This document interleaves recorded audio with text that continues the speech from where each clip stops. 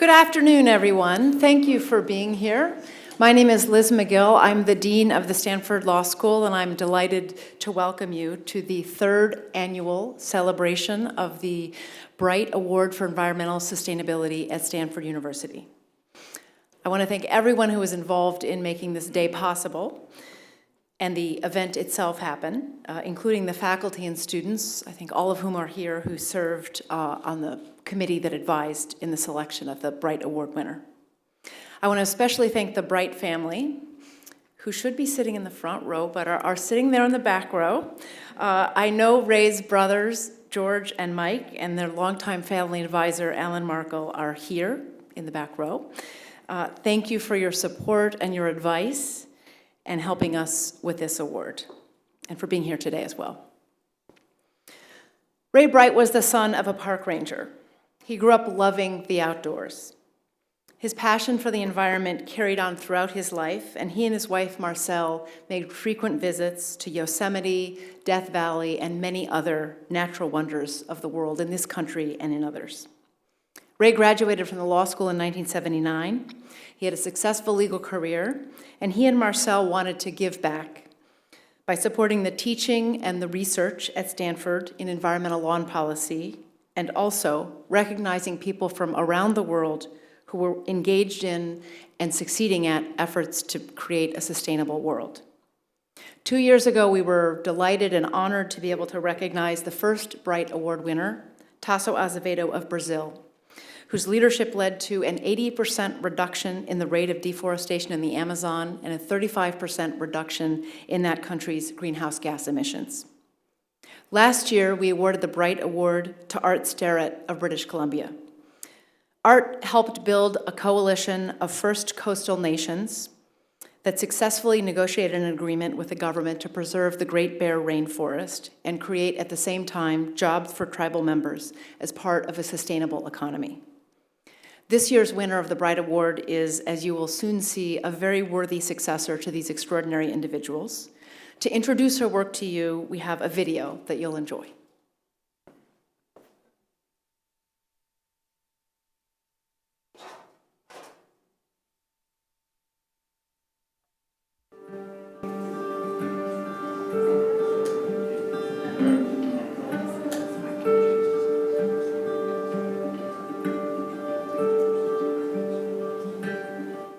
I'm Courtice, and I'm Director of the University of Cambridge Institute for Sustainability Leadership. I often reflect how fortunate I have been to have had a career that has evolved absolutely in lockstep with the sustainability debate. It was never planned, but you can't grow up in a country like South Africa without being acutely aware of the extraordinary beauty of the natural world. At the same time, it was and is still today impossible to ignore the social conditions in which many people lived there when I was growing up and still live today. There's a constant reminder of why it is that we need to change the system as it currently prevails with so much environmental degradation and social injustice.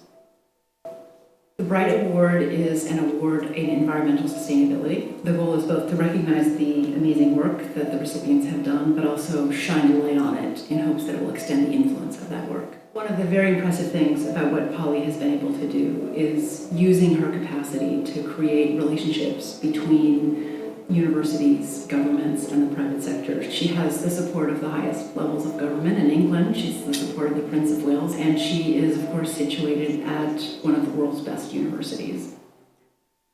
When I look back 25 years or so ago, we had some pretty heated debates and arguments about what was business's responsibility in the face of climate change and human rights and poverty. And lots of companies were saying, this has nothing to do with us.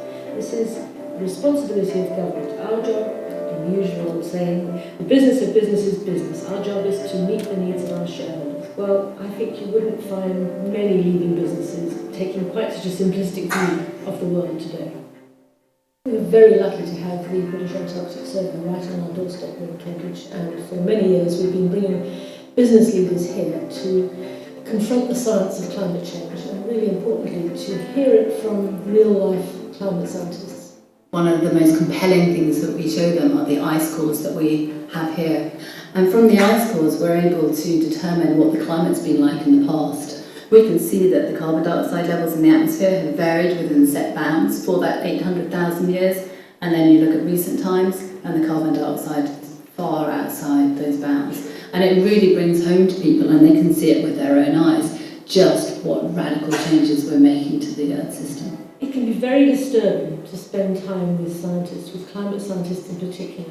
You look in their eyes and you can see the despair that they themselves feel about what is likely to happen. But I'm a natural optimist, and I absolutely believe that we can fix these challenges. A great example of that is the work that we've been doing with our Banking Environment Initiative, which brings together 10 of the world's largest banks to partner with some of their client organisations in the Consumer Goods Forum to achieve net zero deforestation in their supply chains by 2020. And the banks have signed a compact to say that they won't lend money to companies that have deforestation in their supply chain. The private sector, which is at the heart of all of this, they provide so much of what we all use every day, what we need, they shape our lives in fundamental ways. It really does have to be in the driving seat, bringing forward solutions.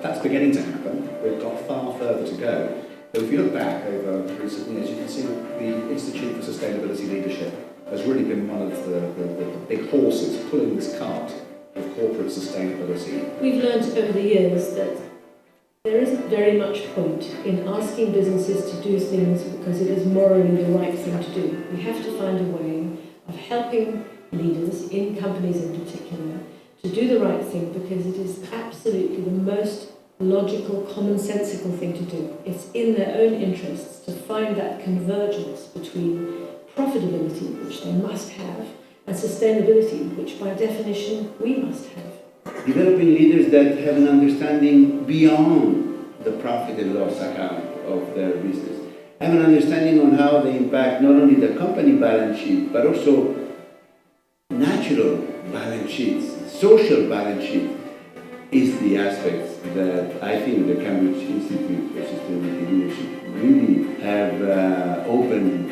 as a space for us to grow up as a company.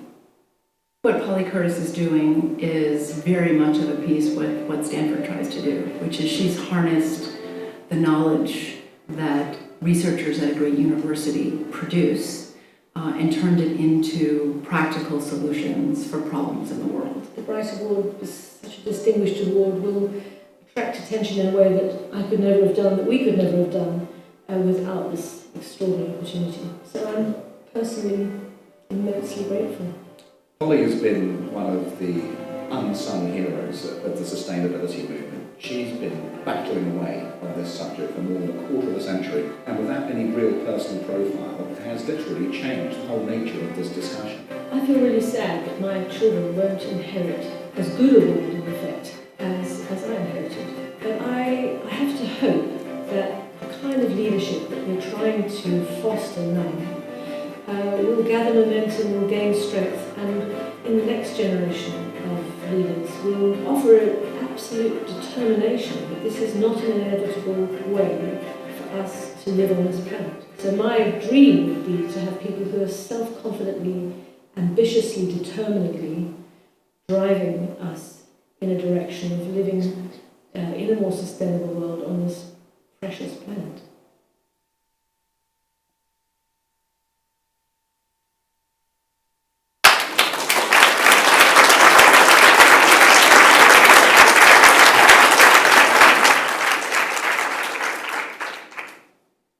Well, as you've now learned, Polly Courtice ably directs the Cambridge Institute for Sustainability Leadership, and she is also the founder of the Prince of Wales Business and Sustainability Program at Cambridge. This program was launched years before the terms we now frequently hear. Corporate social responsibility and sustainability were in common parlance. Over the last 25 years, she and her team have trained business leaders and worked with hundreds of companies to help put in place sustainable practices. These programs stretch far beyond the walls of Cambridge to cities around the world, including most recently 2 cities in Beijing in China, and in 2016, the country of Colombia. Through these programs, thousands of business leaders have been able to get access to knowledge about sustainability and its impact on the economy, and they have been applying that knowledge back in their organizations. She's also been active in encouraging her network of business leaders to focus externally as well. She was instrumental in helping to get segments of the business community to support the UK's Climate Change Act in 2008. In the past decade, she and her colleagues have also built important and highly visible partnerships among different segments of the economy. The banking and commodities compact mentioned in the video, for example, figuring out creative ways to align the interests of financial institutions, industry, and customers to support sustainable development. One reason that Polly was a particularly appealing candidate to those of us at Stanford is that she has understood and fully capitalized on both the convening power of a great university and the value of the knowledge that is constantly being produced in places like Cambridge and Stanford. Through her institute, she has gotten people from the private sector and government to sit down and to learn from one another and work together toward constructive solutions in a way that is informed by the best research. It is for these reasons and many more that I'm very honored to present the 2015 Stanford Bright Award for Environmental Sustainability to Ms. Polly Courtice.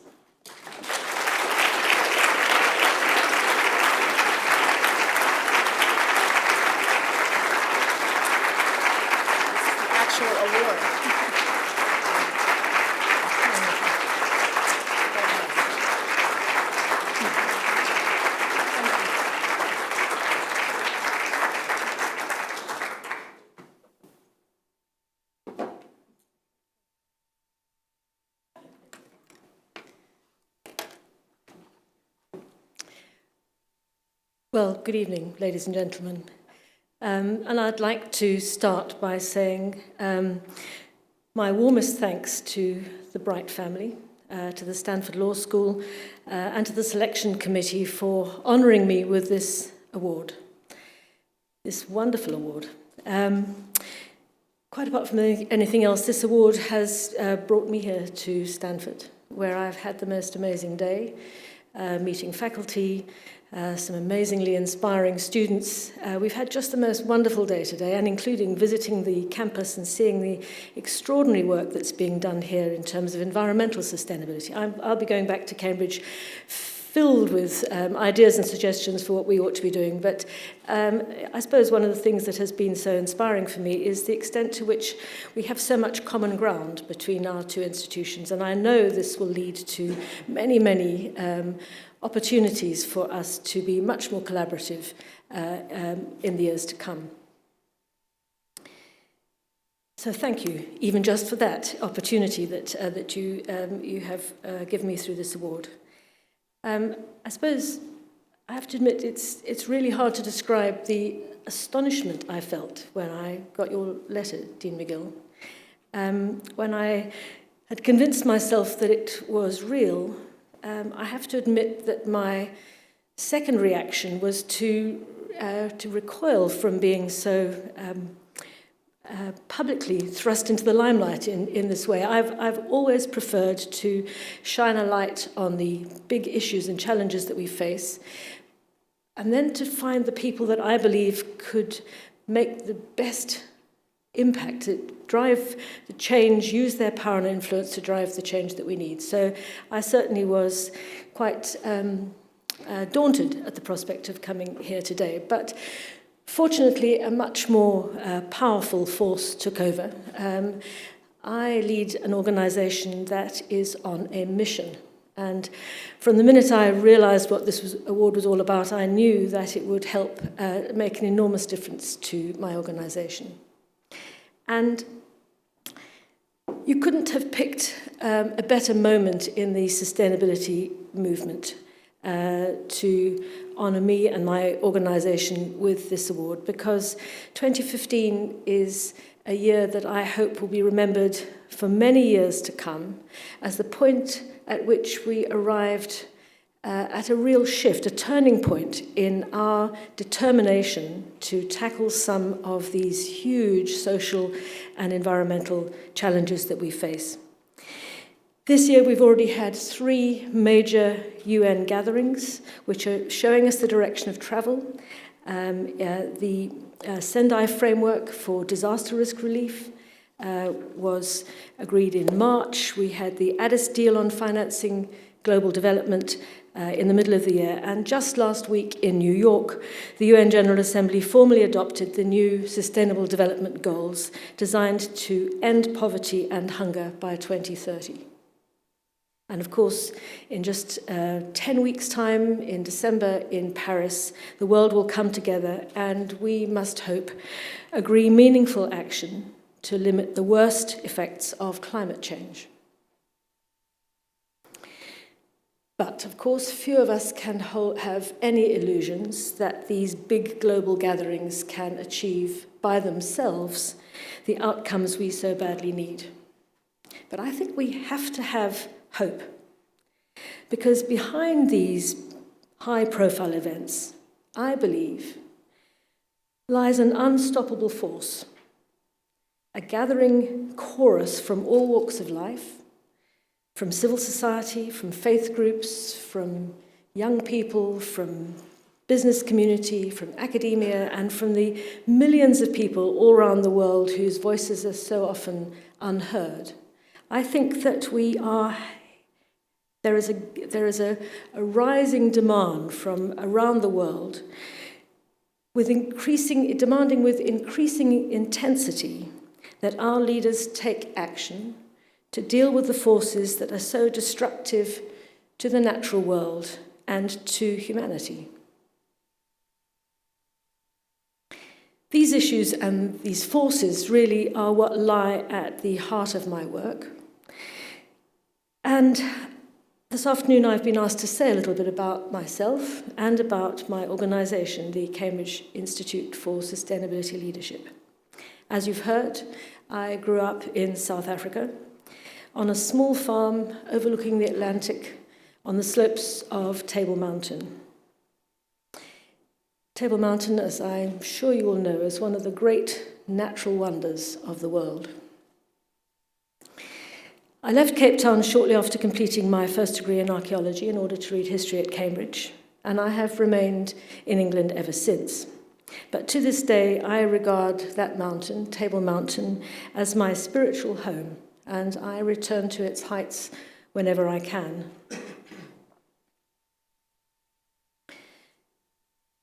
My father was a classical musician with radical political views and a deep love of the natural world. He felt a profound sense of despair at the destruction of nature and its accompanying human harm. I still have a copy of Rachel Carson's Silent Spring, which he pressed me and my siblings to read, so that we would understand his stance on the ruthlessness of big business. He kept us updated on the fierce opposition that she was meeting from the chemical industry, and he celebrated her eventual success in alerting the world to the dangers of the indiscriminate use of pesticides. 1960s, 1970s South Africa, as you know, was a schizophrenic country, and my blissfully happy childhood there could not but be clouded by the regular encounters with the world that we were not supposed to acknowledge existed. The world of deep social injustice, of black Africans marginalized by white apartheid rule. Many of my generation were acutely aware of international disapproval and the increasingly isolating boycott of our country. Living in a purposely designed bubble, we felt painfully cut off from the rest of the world. So I suppose in those days I would have been completely astonished if you had told me that I would land up running an institute at Cambridge University under the patronage of the Prince of Wales, and that I would have devoted 30 or more years of my life working with big business, working with some of the largest companies in the world. My love of Africa, my radical upbringing, my background in the arts, at that stage certainly seemed to point me in an altogether different direction. It wasn't until the 1990s, the early 1990s, that I first encountered that powerful notion of sustainable development and realized that this might be a way of making sense of the tensions that I had grown up with the tensions between economic growth, between environmental protection and social justice. By then I was back in Cambridge after a decade in academic publishing in London, and I'd recently joined a small unit to help industry gain access to the university's extraordinary knowledge.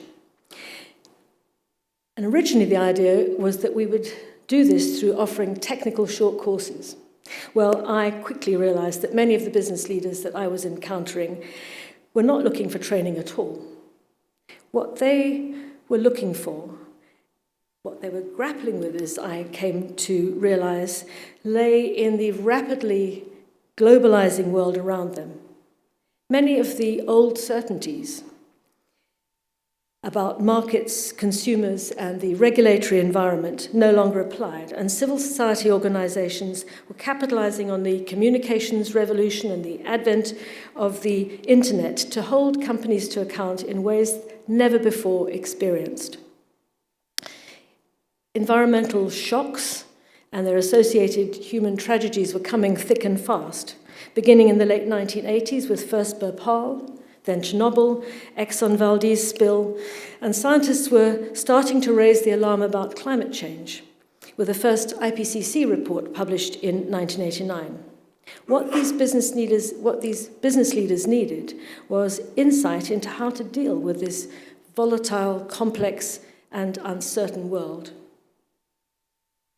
The Earth Summit in Rio in 1992 was a catalyst for many powerful new initiatives and movements, and not long after the summit, equally inspired by what had taken place there, the Prince of Wales asked me to set up a program to help business leaders to deal with this rapidly emerging and new agenda. And in 1994, we ran the first week-long residential seminar in the Prince of Wales's Business and Sustainability Programme, summing up the challenge in the title of the seminar, Profitability and Sustainability, Conflict or Convergence? I feel slightly daunted even now as I recall the steepness of my own learning curve.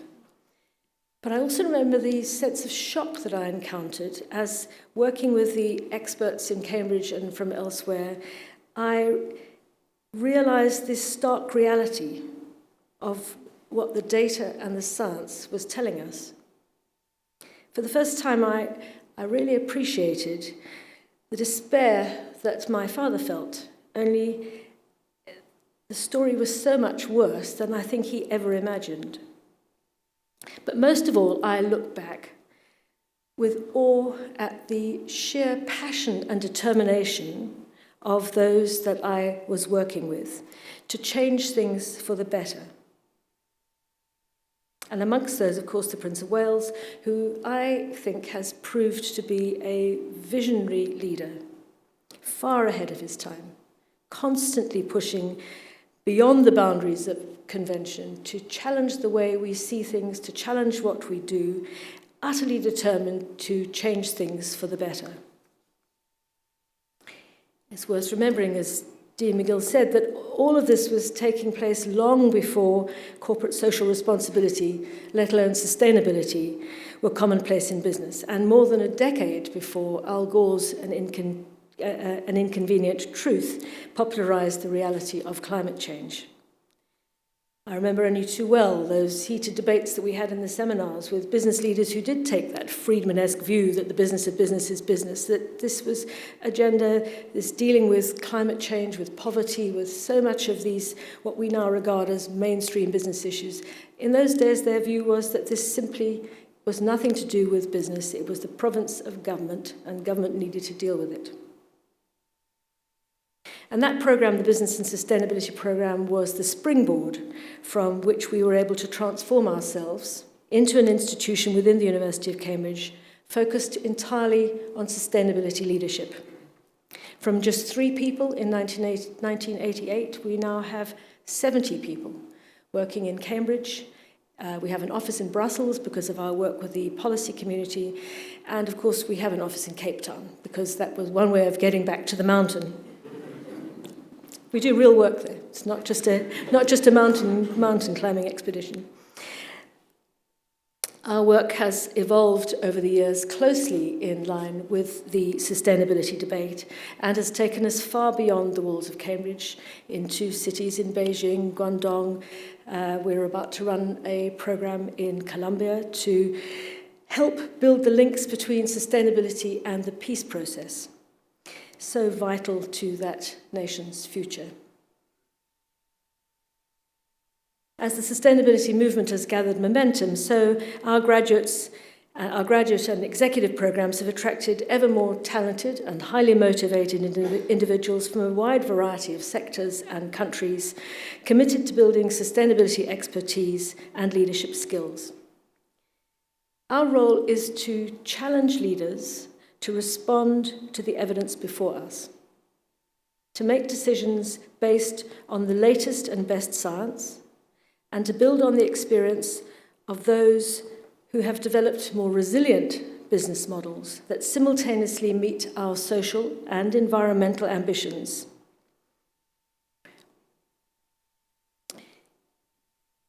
If we've developed a core skill, it is to help leaders to step back and reappraise the purpose of their business, to reappraise the direction that their business is taking, and importantly, to reflect deeply on the role that business could and should be expected to play in society.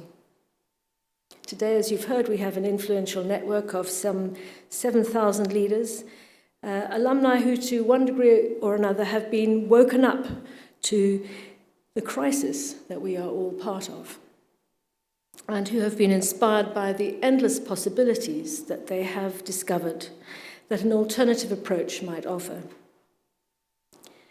But what many of them are experiencing, many of our alumni are experiencing, like so many others in the business community, is the reality of being trapped in the current system, often driven by the short-termism of politics and investment. This has led us over in the past decade to open up a whole other dimension of our work, going beyond our more formal educational programs, to seek to bring groups of companies together to drive change at a more systemic level, at a more systematic level. So this has certainly meant new ways of working, partnerships and alliances within and between business and policy communities, with academia, with civil society, all aimed at the aspiration to tackle critical but complex issues where business, policy, and science intersect, and yet where shared spaces for dialogue and coherent action often do not exist. So you heard about our corporate leaders group that we set up in 2009, which was one of the earliest business groups trying to work in a more collaborative way to create space for policymakers to tackle climate change by introducing long-term, ambitious policy frameworks. That corporate leaders group has also been able to bring together thousands of business leaders from around the world through the communiques which we publish each year, calling for ambitious carbon targets and pricing, and for a commitment to limit global warming to no higher than a 2-degree temperature rise. You heard mention in the film of our Banking Environment Initiative, which has convened 10 of the world's largest banks to sign a compact which aligned them with the Consumer Goods Forum's commitment to avoid deforestation in their supply chains by 2020. And in the natural capital field, we are involved in developing the first ever natural capital protocol that will set out a standardized way for businesses to measure and value their impacts and dependencies on nature, something that's simply essential if we want business to take any appropriate action. Over the years, we've seen at firsthand what leadership in the business community can achieve, including inspiring examples of innovation and serious efforts to mainstream sustainability thinking. But the real question is, are we making enough progress? Is the contribution of business anywhere close to what is required?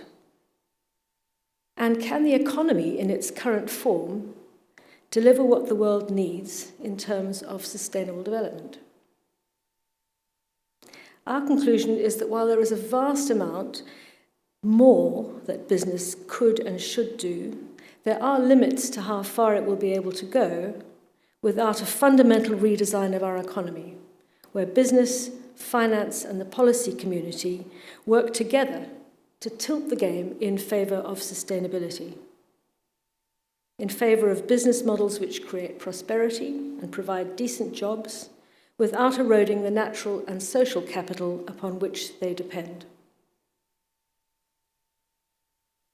This thinking underlies our latest initiative, Rewiring the Economy, which identifies 10 collaborative tasks which, if implemented by those three actors over the next 10 years, would lay the foundations for a sustainable economy.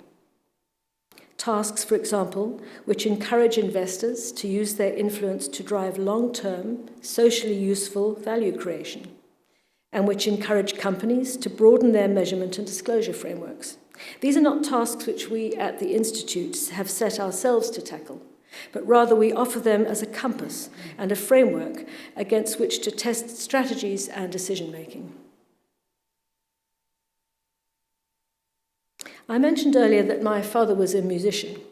He used to play in the Cape Town Symphony Orchestra, and it was my joy to watch the orchestra rehearse and to sneak in on concert nights to hear them perform. And I sometimes think that perhaps I was unconsciously picking up tips at that stage, because in truth, what I think I've done in my 27 years at Cambridge is to act as a conductor to the aspirations and efforts of countless individuals, my colleagues and affiliates, many of them who are far more knowledgeable and skilled than I. I've tried to offer a vision as to where they might go, where we might go, what melody, what tempo we should be after, but it has always been a collective experience. And quite simply, without them, I would not do what I do. When it has worked, which in many respects I feel it has, the harmonies, I believe, have radiated far beyond Cambridge and beyond the individuals we work with to touch the wider system of which we are all part. When I looked at the stories of the two previous winners in your award, it struck me for all that they are frontline conservationists of the most effective sort. They're also distinguished by their ability to work across multiple systems to bring about changes that would normally appear impossible. And in this I feel a true kinship with both Tasso Azevedo and Arch Sterrett.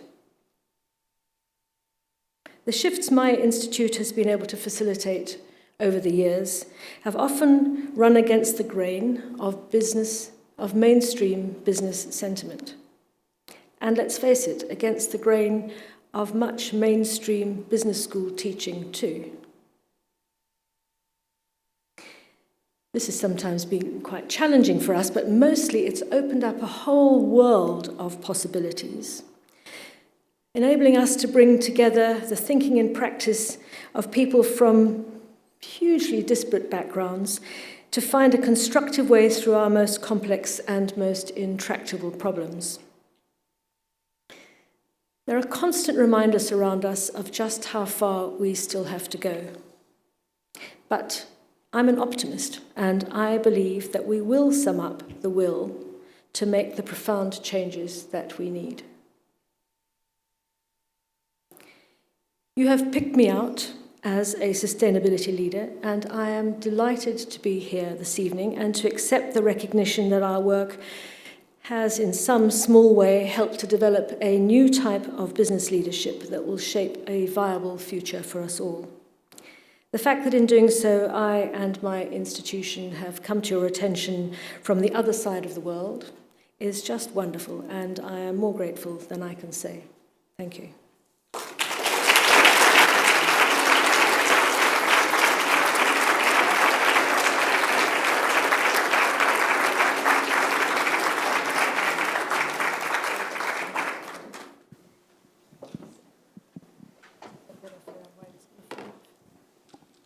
Well, thank you, Polly. We are now going to have a Q&A between Professor Buzz Thompson, who I'm going to introduce briefly, and Polly Courtice to explore some of the themes you spoke about in your talk. Many of you in this room know Buzz Thompson. I think he might have the best chair in the law school. He is the Robert E. Paradise Professor, which is pretty great, of natural resources law. He's also the founder of the law school's Environmental and Natural Resources program, and he is the Perry L. McCarty Director and Senior Fellow at the Woods Institute for the Environment, which is co-sponsoring this event.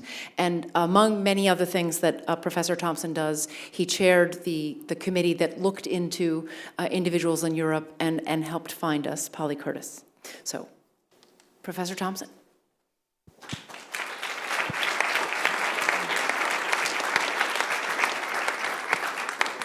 So this is actually an opportunity for all of you to ask questions. And are there microphones?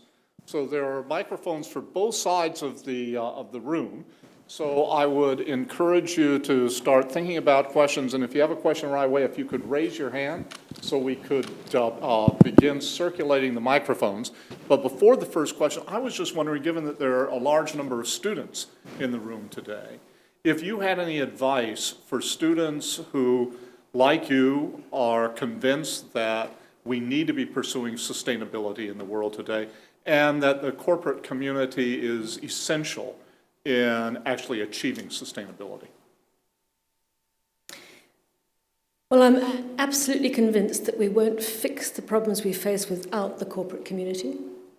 And I think we need the best and the brightest and the most passionate students to make sure that they engage with that community, whether they go in there as employees into the corporate sector, or as advisors to them, or as civil society activists in tackling them. My advice to you would be, don't shy away from engaging with the corporate sector, because they both need you and they know you need you. They know they need you. They need the best and the brightest talent, and they will be a major part of that solution in the end. So I would advise you to see them as a huge opportunity. So the first question is right back here in the corner. Thank you for your remarks. I'm curious, looking ahead at Paris, if you would elaborate on what a success might look like and what the role of the business sector would be in the negotiations. I suppose if we expect a legally binding agreement out of Paris, we are destined to be disappointed. I think we know for sure we won't get that.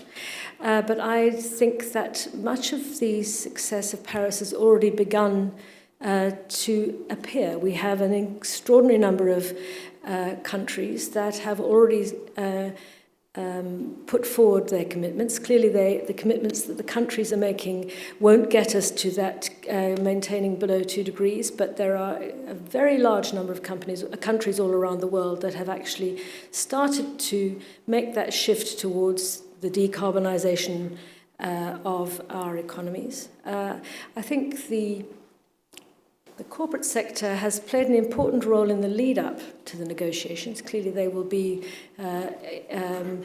out of the actual negotiations themselves, but I think that they have signalled very clearly, by almost being ahead of the policymakers, that they recognise that this is the direction of travel. This is the way we are going to have to go, and what they need from Paris is an unequivocal message from the policy community that they accept that, and they are going to drive us from a political perspective in that direction. But I think the corporate sector have already started to make some pretty bold and ambitious commitments of their own, because they recognise that that is going to be the long-term destiny.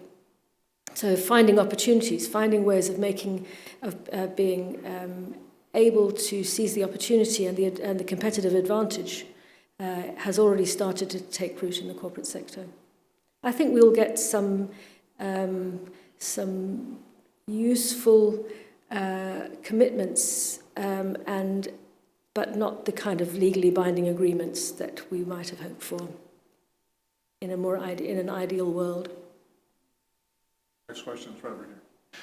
When you talked about rewiring the economy, you talked about bringing the corporate sector in, but also the governmental sector, and we don't really have the equivalent of the Prince of Wales here that we could make something like that happen. But even in Britain, it seems there's this widening gap between the left and right as there is in the United States. And I wondered if is there a nonpartisan way that you can bring these various sectors together to think about what policies might work?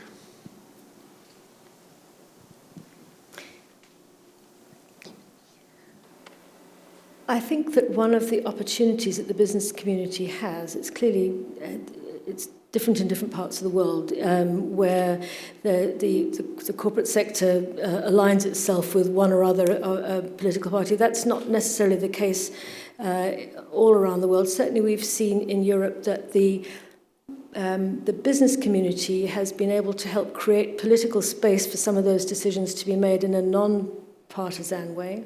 And I hope that what they will be able to do is to demonstrate the logical, commonsensical course of their actions, which can almost lift you above the party politics. It's very, very difficult because we are in a very tricky situation with not just the politics within nations, but between nations, which is actually in many ways creating huge stumbling blocks in terms of dealing with climate change. But I tend to think that in many ways, because of the global nature of many of these businesses, that they can lift the debate above those party political discussions and push for more ambitious change. It's a very tricky and challenging area to address. I agree there. Next question is right here. Yes, Mark Berman here. You mentioned making some systemic changes to the business structure. I'm curious as to what some of those might be and if they might include putting more immediate value on the commons. In other words, for example, the value of the air we breathe, the value of lower CO2, as opposed to what we have now where it doesn't have value, yet there's quarterly, if not more frequent pressure for results, and that is not part of the equation. One thing I know from working with the business community is that you have to measure things if they're going to manage them. And we've been involved in some quite lively debates in the university about the appropriateness of putting a value on different elements of nature. There are many academics who feel deeply uncomfortable about putting a price on the commons. But I suppose we've come to the conclusion that if you want companies to value it, you have to help them to understand the value of it, including putting a financial value on it. And so quite a lot of our work has been helping them to understand how they can factor that value into their balance sheet through sort of environmental cost accounting, I suppose, is one of the sort of classic examples of that. But it certainly helps to ensure that we understand what we might be, the value that we might be destroying, and help companies to think about the value that they might start creating. So it's definitely something which we're going to have to get much, much better at. It's difficult to do. But I think it's a rising movement to try and do that in a more sophisticated way. Next question is right here. Yep. What role can consumers and individuals play, or rather, how best can they help support businesses, governments, and push for change? Well, I suppose one of the big challenges is that consumers say one thing and do another. So the first thing they could do is to say one thing and do the same thing. But we know that consumers would like, most consumers, there's a lot of evidence about this, most consumers would like to buy products which are not socially or environmentally damaging, but they're not willing to pay more for it. So that is, I mean, there's a small community of people who will pay a premium for those products, but the vast majority of consumers, I don't think will. So it's down to the producers to find ways of making that the new normal, not trying to make it an exception. But I think that consumers do have an enormously powerful voice. They can certainly vote with their feet if they see something they feel deeply uncomfortable about. We know what damage can be done to a brand. We've seen that just here in this state, in major car companies. So we know how much damage can be done if consumers take against a particular course of action. But that's really rather at the extreme, that example. I suppose that what consumers can do is to vote with their feet, but also practice what they claim to preach. Question right here, but do you have a mic? Oh, you do, perfect. I didn't see it. Yeah. Thank you. That was a very uplifting speech. I'm an engineer, and so think in terms of practicality. Could you just give us a few examples, one or two examples of what you've actually done and what groups you brought together, and what successes you've had, how you've measured those? I mean, that's a big question, but so you can't do all of it, but some as part of that. I'd also like to make just a comment on the last interaction you had with what consumers can do. One of my frustrations has been the number of hotels throughout the world that tell you, if you hang up your towels, we won't change them. Lo and behold, they change them. Thank you. So one of the things that I'm very cautious about doing is to claim a direct relationship between the work that we do and the outcomes, because we know that we're working in complex systems where many, many factors are driving the change in the groups that we work with. But certainly when I look at the corporate leaders group that we run, we, I think, have been able to, through a group of 20 or 30 companies who are acting at the who are acting as the leaders in the business community, particularly in relation to climate change, they've been able to, on an annual basis, bring hundreds and hundreds of other companies behind them to sign up these, what we call these communiques, which are then presented to the negotiators at our annual, at the regular COP events, to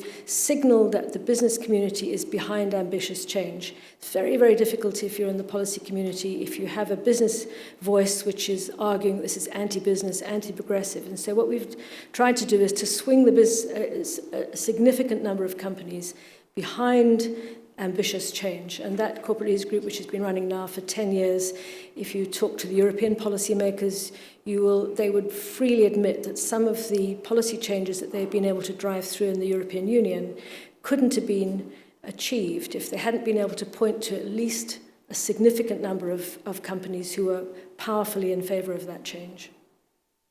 There are numerous other examples working with the insurance industry where they're trying to drive policy change which will help them to manage climate risk. I mean, there are lots of those groups, but it's difficult to point to actual changes, except perhaps for helping to get the first climate change bill through. The UK government would openly admit that if they hadn't had this group standing shoulder to shoulder with them, they would have found it very difficult to get that act passed.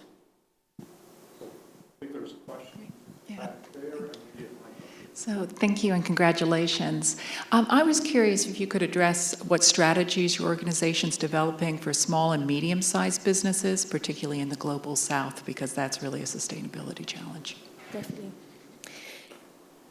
People we work with directly almost exclusively major global corporations, and we're very conscious of the fact that the huge impact on and by SMEs need to be addressed. And I think what we've decided to do, given that we have to focus our efforts in certain areas, we've decided to work with major companies to look right up and down their value chains and to help them understand how they impact at every point throughout that value chain, right down to smallholder farmers. We do a lot of work with Nestle and Nespresso, looking at how they interact with farmers in terms of how they improve their agricultural practices, their social practices, their labour standards, their employment opportunities.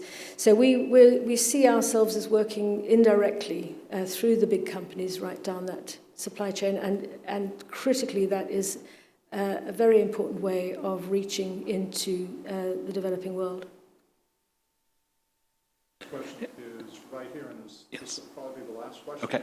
My name is Courtice Firestone. I just want to give you public recognition. I'm a real-time student in the program, and it's changed my life. It really has been one of the most fabulous experiences that I've ever done, and I'm just so excited to be here.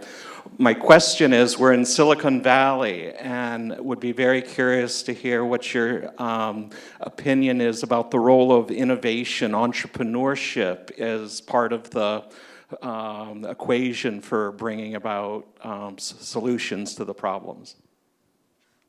Well, we know that we're going to have to innovate like never before if we're going to tackle these challenges at speed and scale. So there's no question that we're going to have to find huge drafts of innovation and entrepreneurship to tackle these issues. And I think it's been absolutely fascinating being here in Silicon Valley. We've been spending the last couple of days looking at this sector here, and so the one thing I'm struck by is just how different it is from the old incumbent companies who are, in many ways, it's like turning around a huge supertanker for some of those companies, whereas here the fleetness of foot and the kind of can-do attitude is quite exhilarating. But it's, of course, a great deal easier to be on the side of the angels if you're a high-tech company which is offering solutions than if you are a carbon-intensive industry which is providing us with all the nice things that we like to have, cars, aeroplanes, lights, heat. So I suppose we have to be realistic about how quickly we can expect those old incumbents to change, and look with optimism and enthusiasm to the innovation that we're getting in the tech space, because they will help, I think, to hasten that transformation and give us some of those solutions more quickly that we need. It's amazing to be in this region to get that feeling for what radical transformation and disruption will deliver. So that's a great question to end with, both because of the testament that started out with. Yeah, it's wonderful to have one of your alumni in the room. He's not a plant, I promise you, but that's terrific. So nice to hear that. Thank you. And also, well, because it shows the linkage between this year's Bright Award winner and what we're trying to accomplish here in Silicon Valley. So again, I just wanted to have all of you join me in thanking the 2015 Bright Award winner, Ms. Courtice.